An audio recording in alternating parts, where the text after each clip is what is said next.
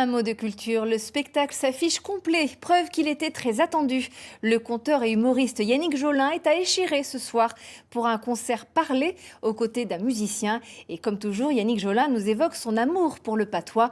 À quelques minutes de la représentation, Alain Darigrand et Francis Tabuteau sont à ses côtés. Bonsoir Alain.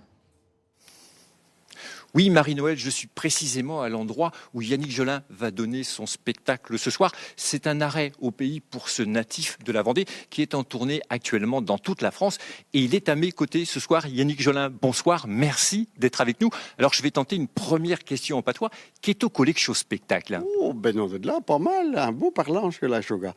Est un spectacle, un duo, finalement, où avec un monsieur qui s'appelle Alain Larribé, un musicien, chanteur. On raconte finalement la même histoire, mais sous deux formes différentes. C'est une espèce de ça commence comme une conférence autour de la langue, l'histoire de la langue française, l'histoire de l'éradication des patois.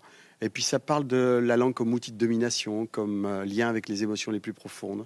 C'est vraiment une parole devant des gens. C'est au plus simple d'un spectacle. C'est un spectacle où on rit beaucoup. C'est inspiré de votre enfance ici en Vendée et en Deux-Sèvres? Bien sûr, on parle que de ça toute sa vie, de son enfance, ce qui nous fabrique nos bases fondamentales.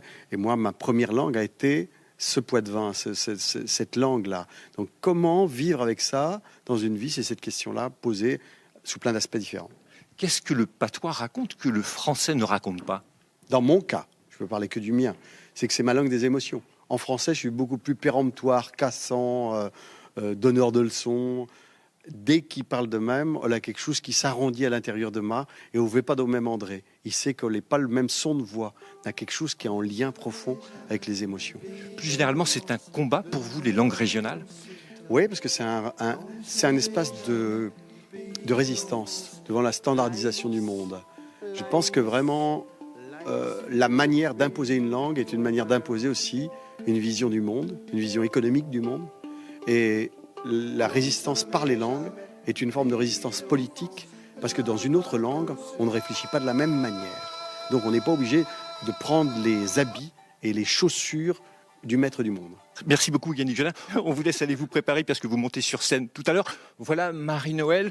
Inutile de vous dire que le spectacle est très attendu ici ce soir. Ça se joue à guichet fermé. Il y aura une séance de rattrapage pour les malchanceux le 19 décembre au Moulin du Rocagnor.